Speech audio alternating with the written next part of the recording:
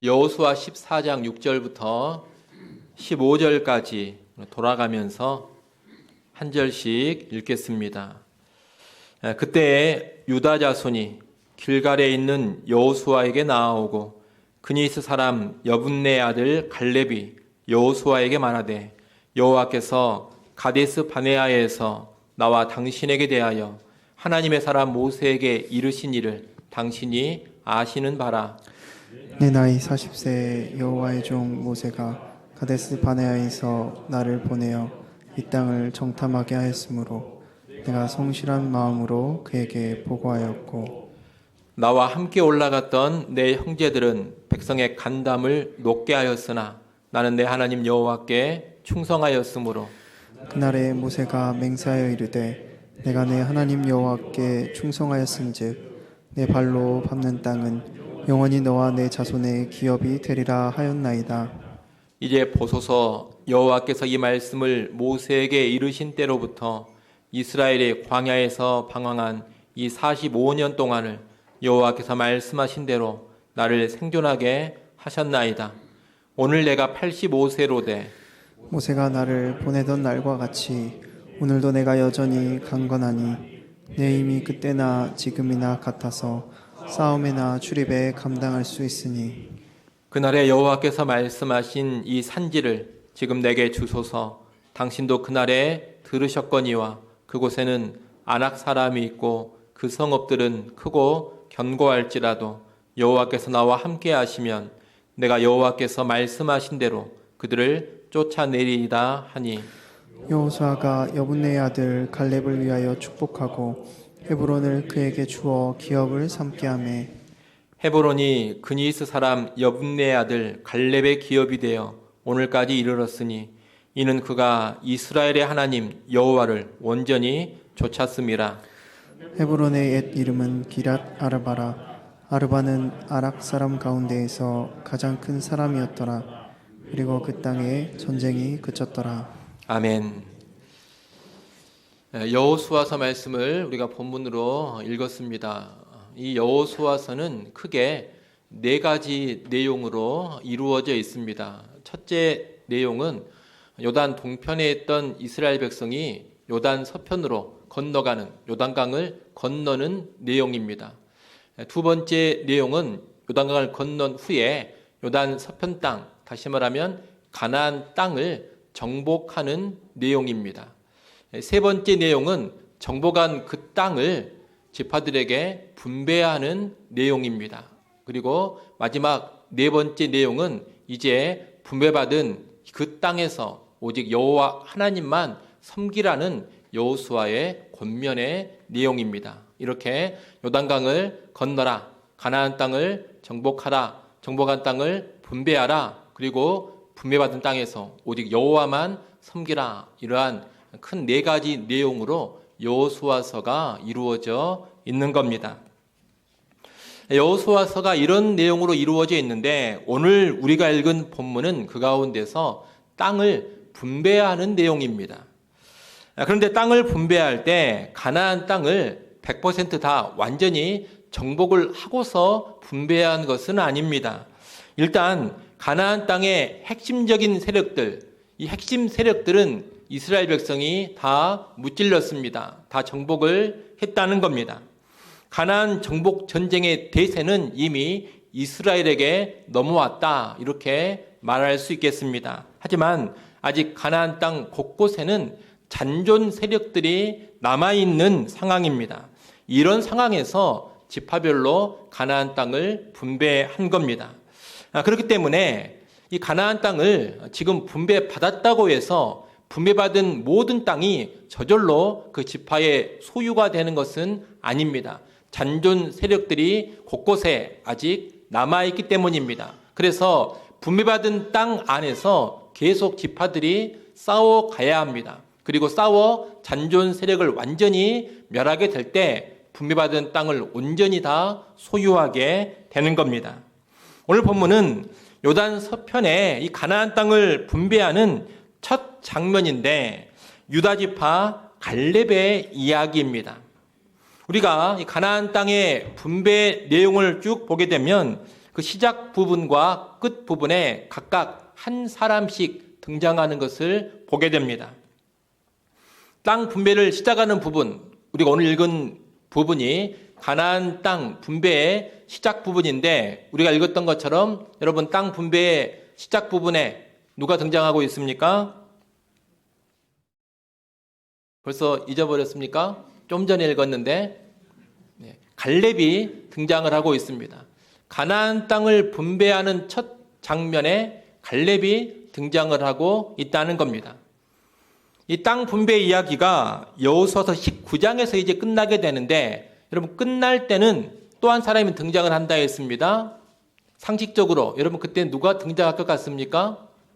갈렙이 나오면 늘 함께 나오는 사람이 있습니다. 누굽니까? 여호수아입니다. 땅 분배의 마지막 부분에는 여호수아가 등장을 한다는 겁니다. 그래서 가나안 땅을 분배하는 이 내용에 처음과 끝을 두 사람이 감싸고 있는 겁니다. 앞부분은 갈렙, 끝부분은 여호수아, 이렇게 갈렙과 여호수아 두 사람이 가나안 땅 분배의 내용을 둘러싸고 있다는 겁니다. 여러분 왜 이런 구성을 하고 있을까요? 가나안 땅을 분배하는데 분배하는 시작 부분은 갈렙으로 시작을 하고 분배의 마지막 부분은 왜 여호수아로 끝내고 있습니까? 여러분 잘 아시는 것처럼 여호수아 갈렙이 어떤 사람들이었습니까? 믿음의 사람들 아니었습니까? 다른 사람들은 40년 전에 45년 전에 가나안 땅 정복하지 못한다, 다 불신으로 반응했을 때 오직 이 두 사람만이 믿음을 가지고서 능히 정복할 수 있다, 능히 그 땅을 소유할 수 있다, 이렇게 선포했던 사람들입니다. 그런데 정말 그 믿음대로 이 두 사람이 가나안 땅을 분배받았다, 이것을 확실하게 보여주기 위해서 분배의 처음과 끝부분을 갈렙과 여호수아 이 두 사람으로 짝을 이루어서 붙여 놓은 겁니다. 여러분 이것은 우리에게 무엇을 가르쳐 주느냐? 하나님이 주고자 하시는 축복은 무엇이 있어야? 믿음이 있어야 받아 누릴 수 있다. 이것을 우리에게 가르쳐 주는 겁니다. 여러분 믿음이 있어야 하나님이 주고자 하시는 축복을 받아 누릴 수 있습니다. 하나님이 우리에게 주고자 하시는 최고의 축복이 구원 아닙니까? 여러분 구원도 무엇으로 받는 겁니까? 구원도 믿음으로 받는 겁니다. 구원 안에 또 놀라운 축복들이 담지되어 있는데, 구원 안에 담겨져 있는 그 놀라운 축복들도 무엇이 있어야 제대로 누리겠습니까? 믿음이 있어야 제대로 받아 누리는 겁니다. 믿음이 있어야지만 구원도 받는 것이고, 믿음이 있어야지만 구원 안에 담겨진 모든 축복도 받아 누린다, 이겁니다. 그러니 여러분 우리가 신앙생활할 때 결정적인 것이 뭐냐? 바로 믿음이라는 것을 항상 기억해야 합니다. 믿음이 있어야 합니다. 특히 우리는 오늘 본문에서 이 갈렙을 통해서 이 믿음에 관하여서 좀 더 도전을 받아보려고 합니다. 오늘 우리에게 믿음이 있어야 하는데 갈렙의 믿음을 본보기로 삼지 않은 겁니다. 그러면 오늘 본문에 나오고 있는 이 갈렙은 어떤 믿음이냐? 우리가 이 갈렙의 믿음을 세 가지로 볼 수가 있겠습니다. 첫째, 이 갈렙의 믿음은 약속, 하나님의 말씀을 주장하는 믿음이었습니다. 오늘 본문에 보면 갈렙은 땅을 분배받는 과정에서 예전에 모세가 했던 약속을 언급하고 있습니다. 오늘 본문 9절 말씀을 여러분이 한번 읽어보십시오. 9절 말씀 읽습니다. 그날에 모세가 맹세하여 이르되 내가 내 하나님 여호와께 충성하였은즉 내 발로 밟는 땅은 영원히 너와 내 자손의 기업이 되리라 하였나이다. 아멘. 갈렙은 과거 여호와 하나님께 충성스러운 믿음을 보였던 그 대가로 네 발로 밟는 땅은 너와 네 자손의 기업이 되리라, 이런 약속을 받았습니다.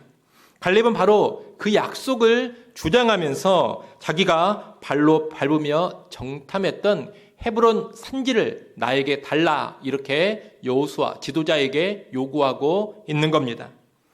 다시 말하면 갈렙이 지금 헤브론 산지를 자기에게 달라고 하는 것은 괜히 하는 말이 아니라는 겁니다. 일방적인 자기 주장이 아닙니다. 하나님께서 모세를 통해 주신 약속을 주장하면서 이러한 요구를 하고 있는 겁니다. 여호수아는 이 말을 듣고서 헤브론 땅을 갈렙에게 줍니다. 약속대로 이행을 한 겁니다. 우리가 바로 여기서 무엇을 배우느냐? 약속을 주장하는 믿음 또는 말씀을 주장하는 믿음을 배우게 되는 겁니다. 여러분, 우리 하나님은 말씀하신 것에 신실하신 하나님이십니다. 약속에 신실하십니다. 무슨 말입니까? 약속하신 대로 반드시 이루어 주신다는 겁니다. 약속한 대로 이루시고 약속한 대로 행하시는 분이 하나님이십니다. 따라서 우리는 바로 하나님의 약속의 근거에서 신앙생활을 해야 하는 것이고, 무언가 하나님께 구하고 요청할 때에도 언제나 하나님의 약속의 근거에서 구해야 하는 것이고 요청해야 하는 겁니다.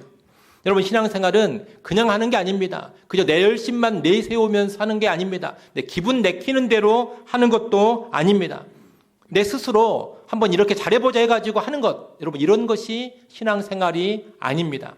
신앙생활의 근간에는 항상 무엇이 깔려 있어야 하느냐? 하나님의 말씀, 하나님의 약속이 깔려 있어야 합니다.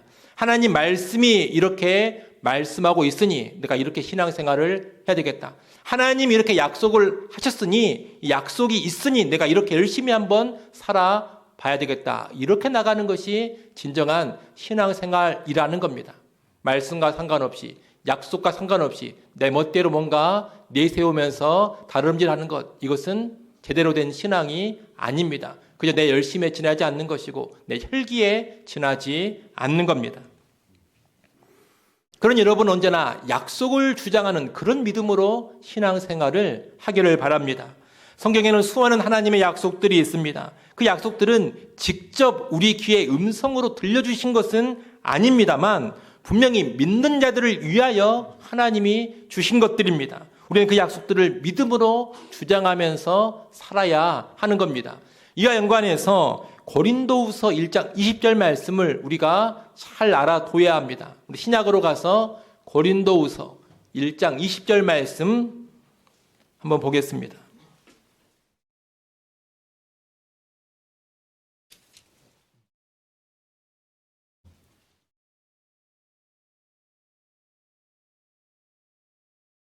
고린도후서 1장 20절 말씀입니다. 고린도후서 1장 20절 함께 읽습니다.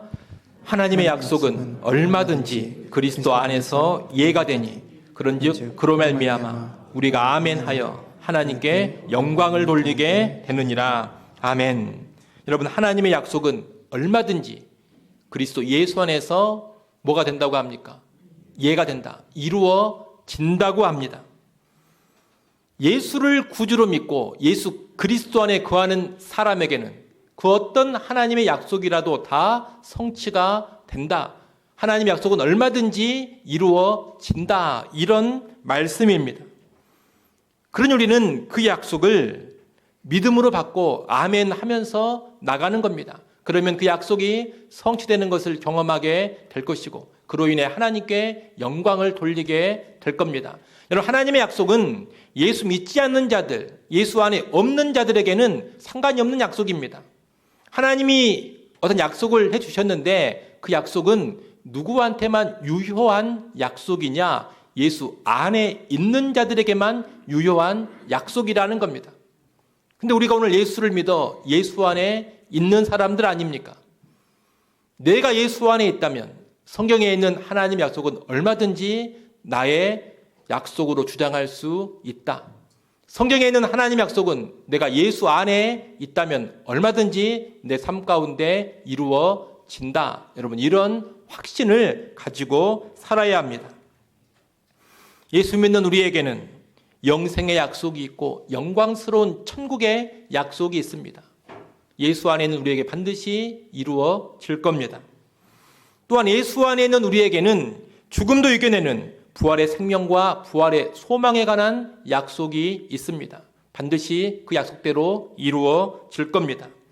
예수 그리스도 안에 있는 자들에게는 재림의 약속도 영광스럽게 성취가 될 겁니다.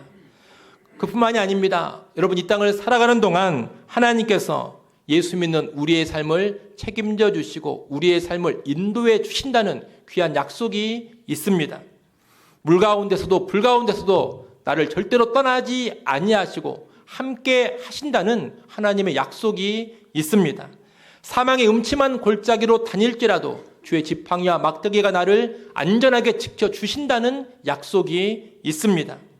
머리에 뒤집어 쓴 제 대신에 이제 꽃면류관을 쓰게 해준다는 약속이 있고, 슬픔 대신 이제 희락을 주신다는 약속이 있고, 근심 대신에 이제 찬송을 주신다는 하나님의 약속이 있습니다.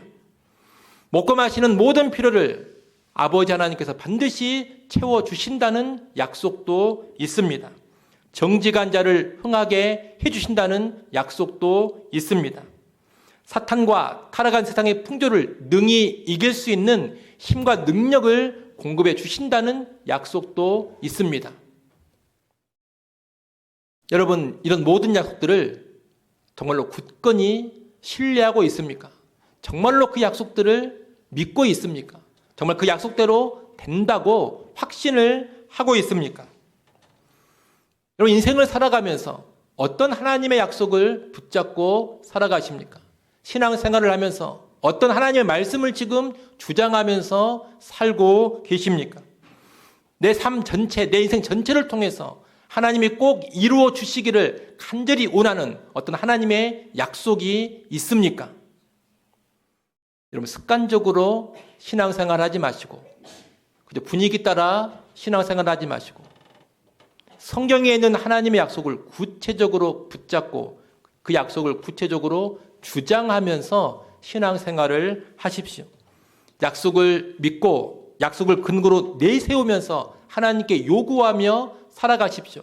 하나님께서 이렇게 해주시겠다고 약속하지 않으셨습니까? 그리스도 예수 안에 있는 자에게는 하나님의 약속이 얼마든지 이해가 된다고 하지 않으셨습니까? 제가 이 하나님의 약속을 예수 안에서 주장합니다. 하나님, 이 약속대로 이루어 주십시오. 이렇게 요구하고 강청하며 신앙생활을 하시라는 겁니다.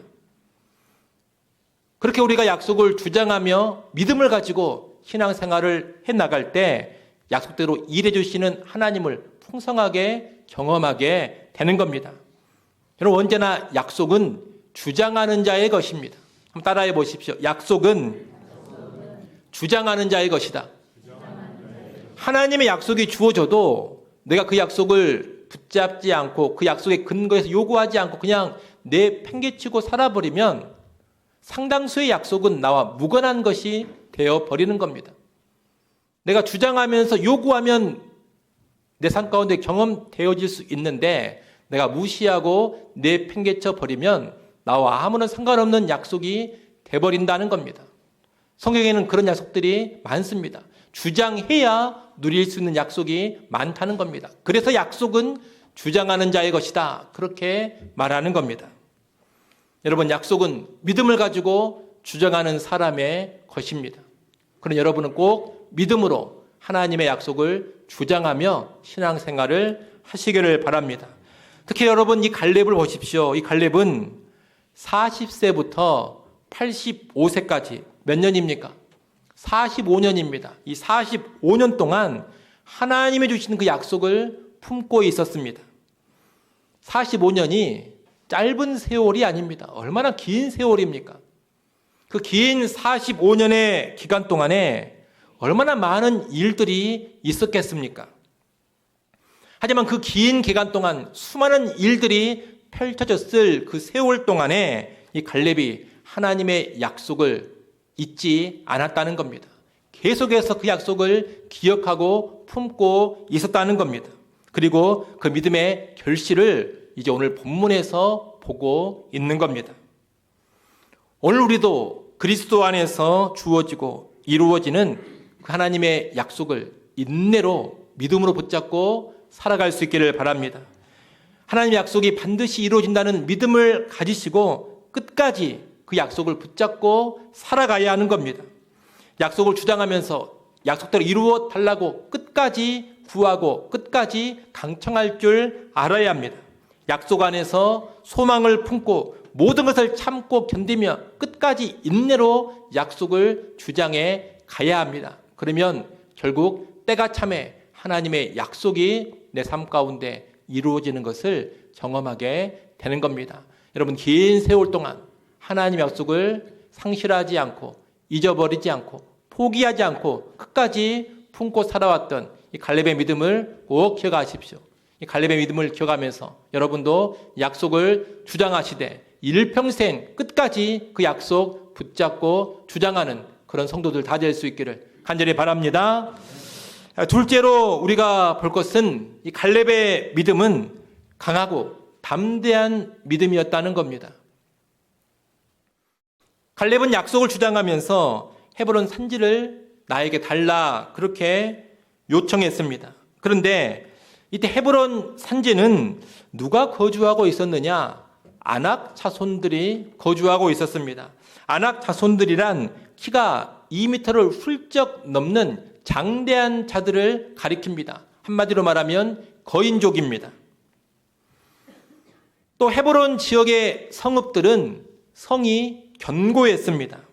한마디로 이 헤브론은 어떤 지역이냐? 거대한 거인족이 견고한 성들을 쌓고 살고 있는 그런 지역이었던 겁니다. 또 이때 갈렙의 나이가 몇 살이었습니까? 이때 갈렙의 나이가 85세였습니다. 85세면 한창 때가 이미 지난 나이입니다. 여러분, 지금 이런 상황들, 거인족들이 헤브론에 있습니다. 또 헤브론의 성들은 아주 견고한 성들입니다. 그리고 그 땅을 달라고 요구하는 갈렙은 나이가 이제 85세입니다. 이 상황들을 쭉 보면 이 모든 상황들은 약속의 성취에 긍정적입니까? 부정적입니까? 부정적입니다. 아주 부정적인 요인들이라는 겁니다. 약속을 경험하는데 악조건들입니다. 그런데 갈렙은 헤브론 산지를 요구하면서 뭐라고 합니까? 다시 오늘 본문으로 돌아오셔서 11절 12절 말씀을 한번 읽어보십시오. 오늘 본문으로 오셔서 여호수아 14장 11절 12절 말씀 여러분이 읽습니다. 모세가 나를 보내던 날과 같이 오늘도 내가 여전히 강건하니 내 힘이 그때나 지금이나 같아서 싸움에나 출입에 감당할 수 있으니 그날이 여호와께서 말씀하신 이 산지를 지금 내게 주소서.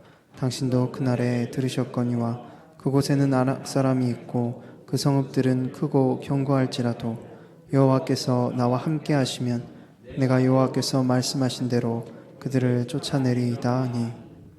아멘. 여러분, 갈렙은 자기 나이가 85세지만 능히 전투를, 싸움을 감당할 수 있다고 말합니다.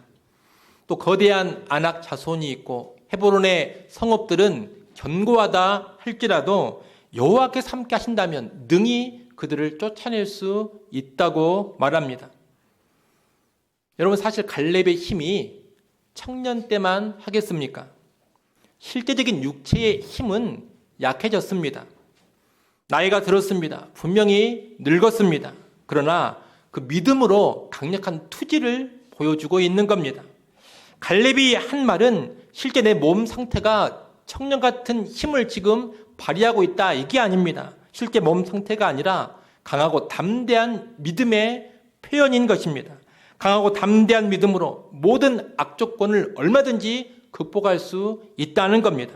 하나님의 약속이 있으니, 그리고 하나님이 함께 해주시기만 한다면 못할 일이 없다는 그런 강한 믿음, 담대한 믿음의 표현이 11절, 12절에서 나오고 있는 겁니다. 그리고 실제로 갈렙은 그 믿음을 가지고서 아낙 자손들을 다 내쫓고 헤브론 산지를 차지합니다.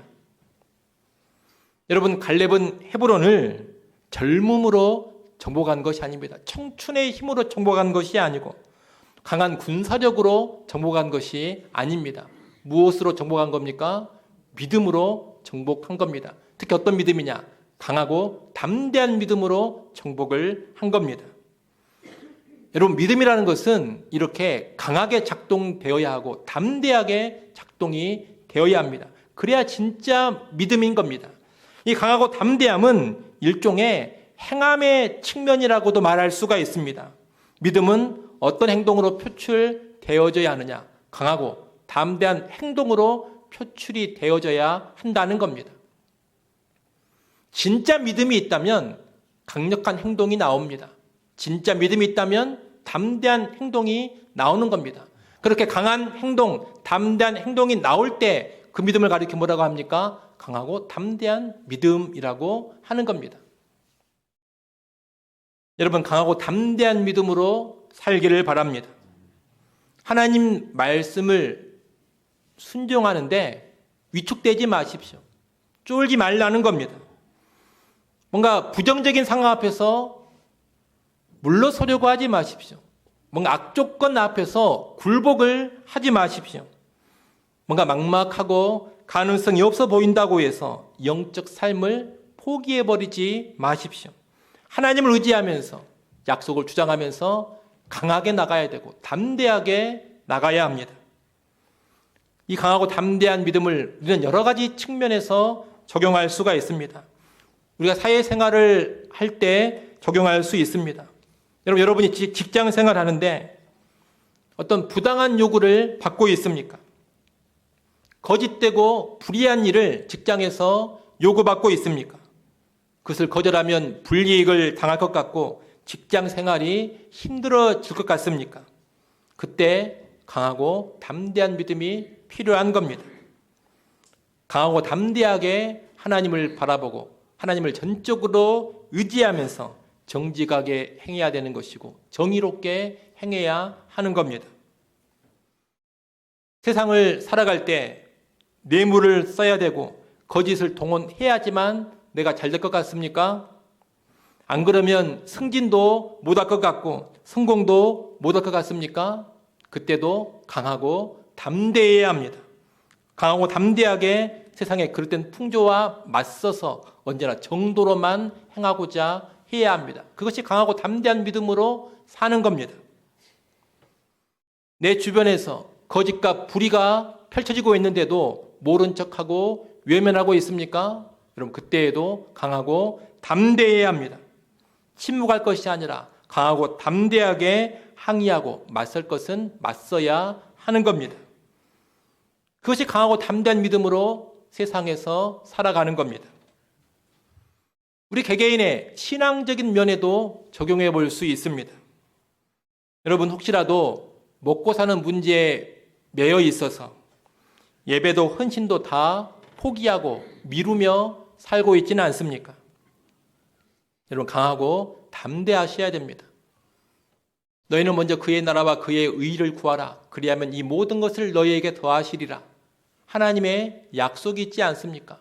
그 약속을 주장하면서 강하고 담대하게 예배 중심으로 예배를 우선시하며 하나님께 헌신적으로 살아가야 하는 겁니다. 그것이 강하고 담대한 믿음으로 사는 겁니다. 좀 불안하고 두려워 보인다 하더라도 먼저 하나님 앞에 바로 서는 길로, 하나님 중심의 길로 늘 나가고자 해야 합니다. 강하고 담대하게 의식주를 먼저 붙잡으려 하지 마시고 하나님을 먼저 붙잡고자 해야 합니다. 혹시 인생을 살면서 힘들고 어려운 일이 많이 펼쳐지니까 힘이 쭉 빠져가지고 영적으로도 축 처져가지고 말씀도 다 내려놓고 기도도 다 내려놓고 살고 있지는 않습니까? 그럼 그때도 다시 강하고 담대한 믿음을 회복해야 합니다. 환난 날에 나를 부르라. 내가 너를 건지리니 네가 나를 영화롭게 하리라. 하나님 약속이 있지 않습니까? 그 약속을 믿고 주장하면서 다시 강하고 담대하게 일어서야 합니다. 다시 하나님께 나아가야 하고 말씀 붙잡아야 되고 다시 기도하는 자리로 나아가야 하는 겁니다.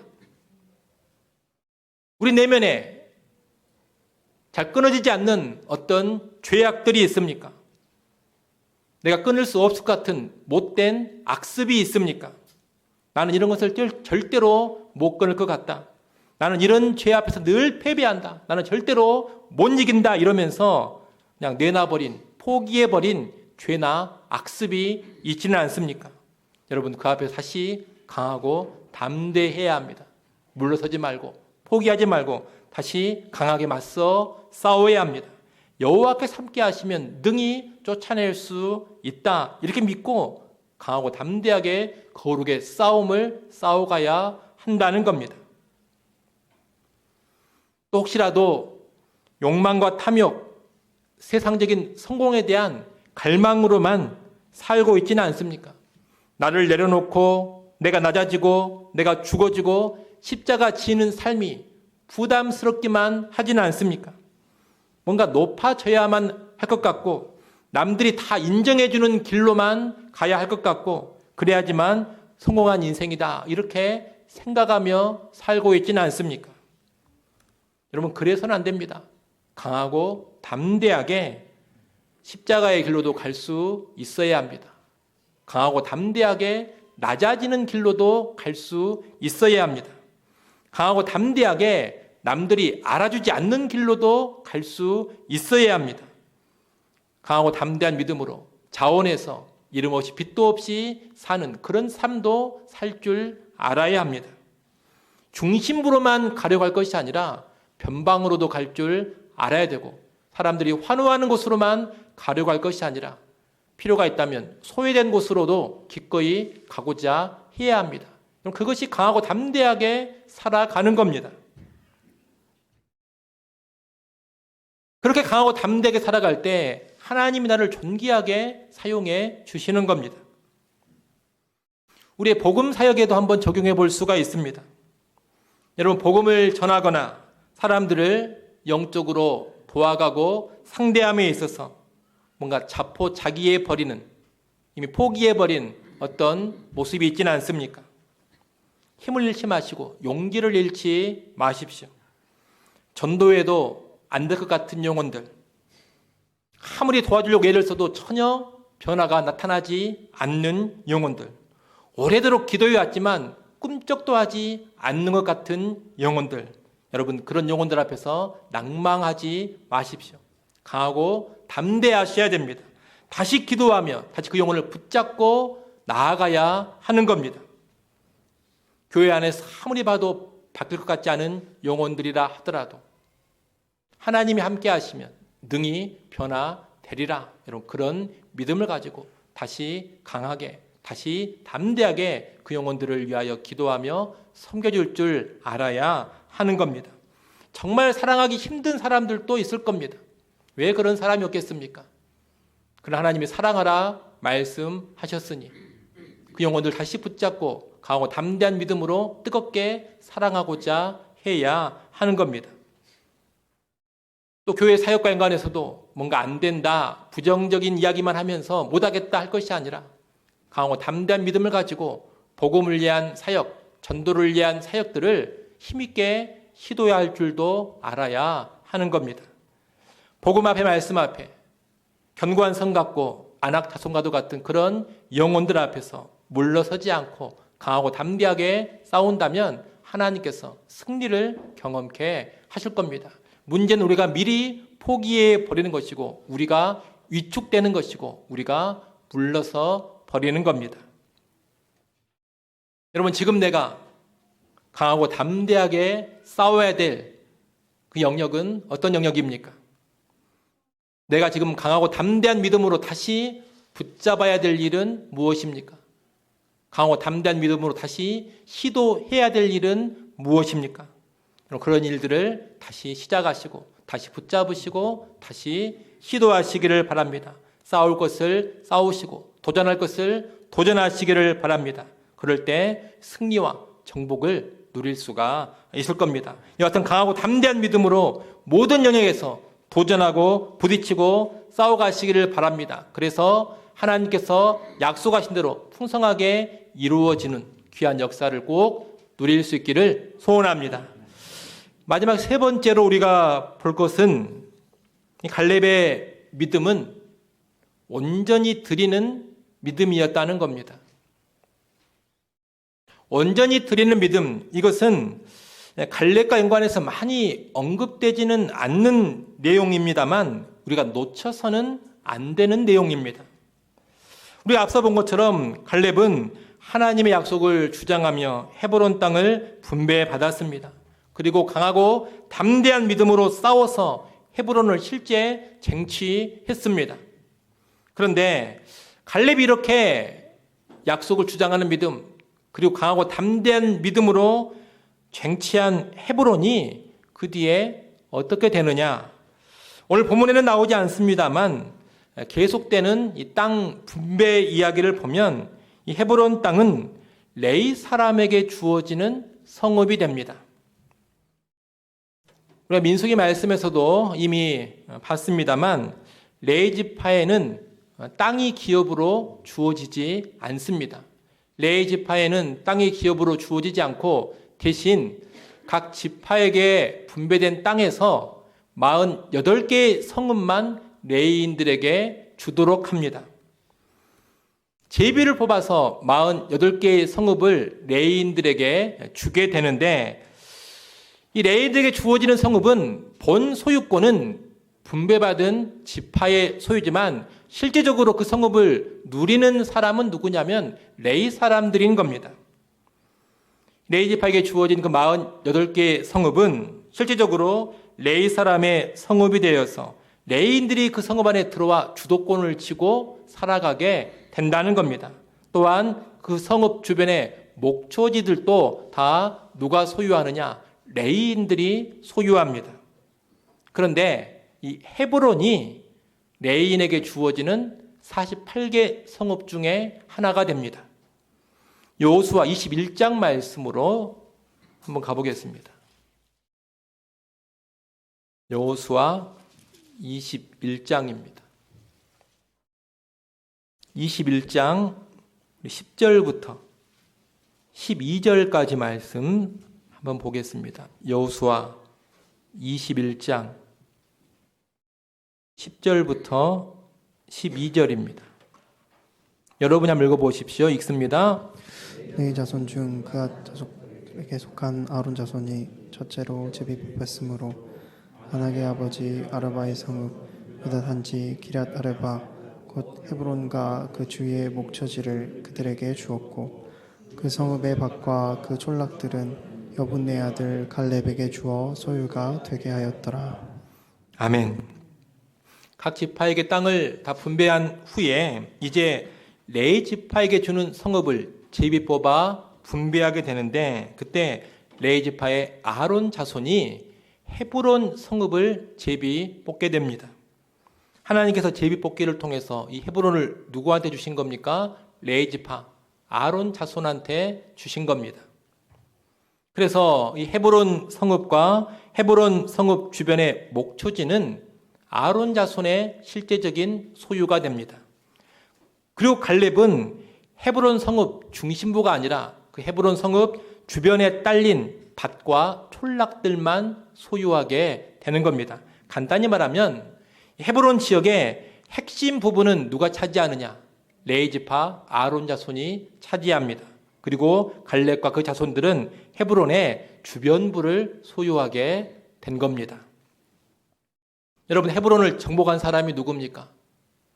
갈렙입니다.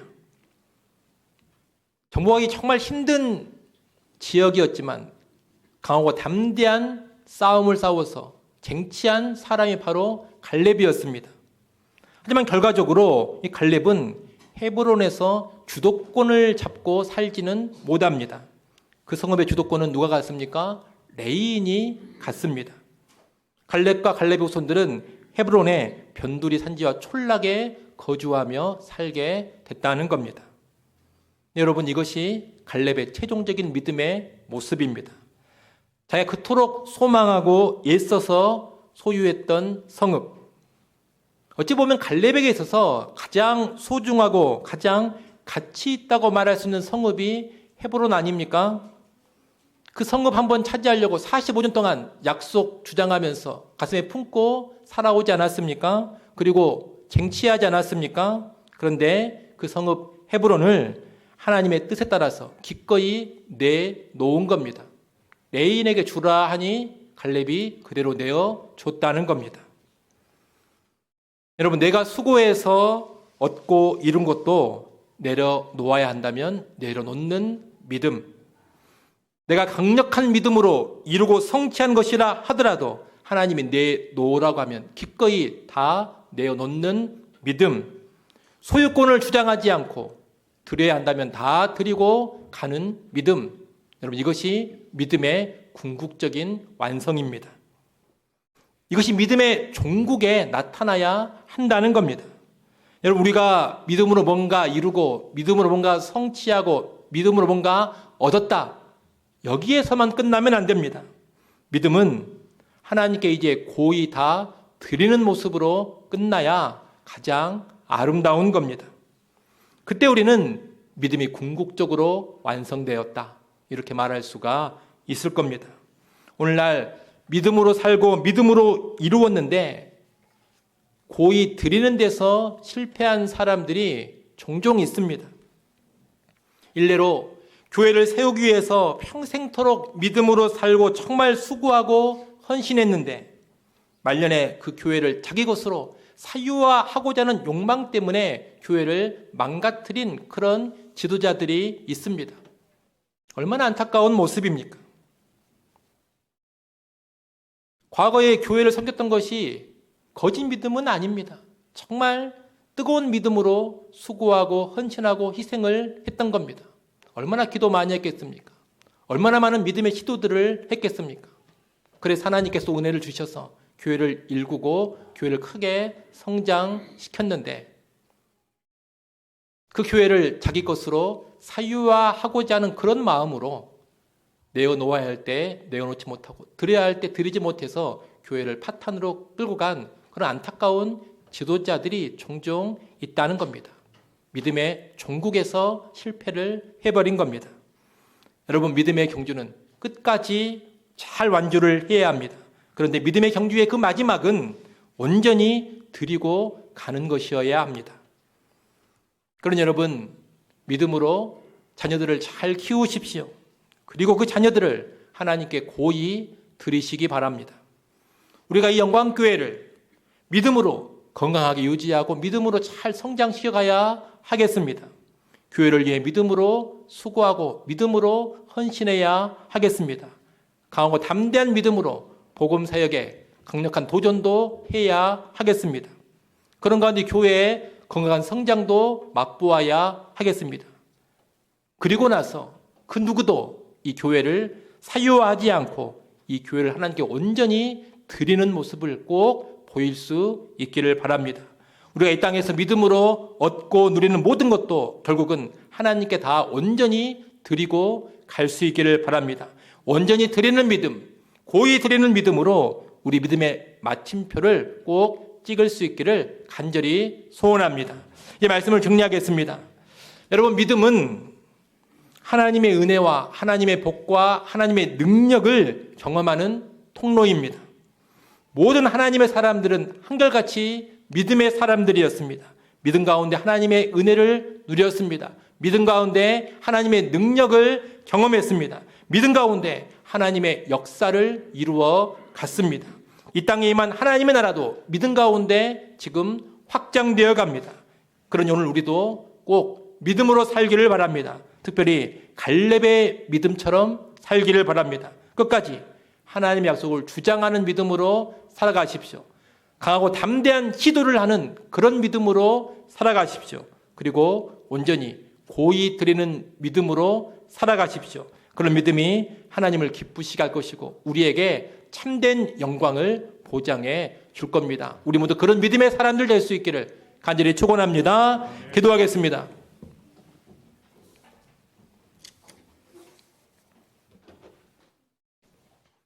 우리 시간 기도할 때 들은 말씀을 기억하며 같이 한번